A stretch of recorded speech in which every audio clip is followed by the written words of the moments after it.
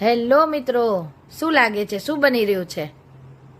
વડોદરાવાળા હશે તો એને ખબર જ હશે કે આ બની રહી છે કચોરી. તમે જો ભરી ભરીને સેવ નાખે છે ભાઈ. ખાવી છે ને? તો ચાલો તમને બતાવું કઈ જગ્યાએ મળે છે. તો મિત્રો, અમે આવી ગયા છે વડોદરાના સયાજીગંજ એરિયામાં.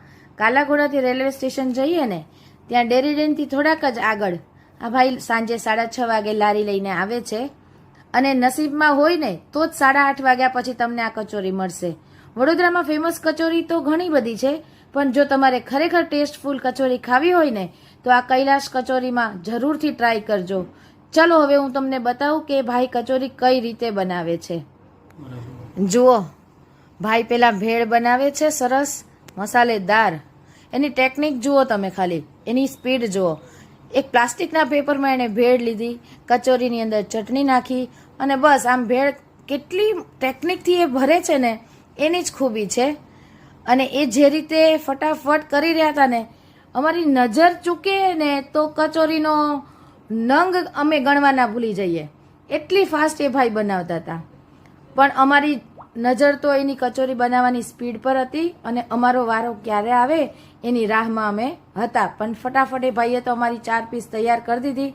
મીડિયમ કીધી હતી પણ એ ચટણી નાખી તો અમને એવું લાગ્યું કે જરાક તીખી હશે, પણ ના, એને બધું જ પરફેક્ટ બ્લેન્ડથી બનાવ્યું. સાચે એનો સિક્રેટ મસાલો નાખી અને દિલથી એને સેવ નાખી અને અમારી કચોરી તૈયાર કરી દીધી. ખાવા માટે એમ શું વાત છે? આ કચોરી સિવાય કઈ કચોરી ભાવતી જ નથી. હા હા, બહુ ટેસ્ટી કચોરી હોય છે. અચ્છા અચ્છા. હવે કંટ્રોલ થતો નથી એટલે અમે લોકો ખાઈએ છીએ. હમ. આ બેન અમારા ગેસ્ટ છે, અચ્છા. અમારી દીકરી છે. હા હા. દીકુ તો કચોરી બનતી હતી ત્યારે તમે કેવી લાગી? બહુ ટેસ્ટી હતી. બનતા એક તો ખાઈ લીધી એટલે તો એને 2 લીધી છે. જો અચ્છા, એના શું વાત બે છે?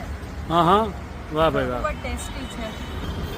બહુ જ સરસ કચોરી છે. અહીંયાની જે ફેમસ કહેવાય છે વડોદરાની એ કચોરી છે, બહુ જ સરસ છે, ટેસ્ટી. ભાઈ ભેળ કચોરી ખાવી હોય તો તમારે સયાજીગંજ જવું પડે, કે આના જેવી કચોરી તમને આખા બરોડામાં ક્યાંય નહીં મળે. બહુ સરસ કચોરી છે ભાઈ.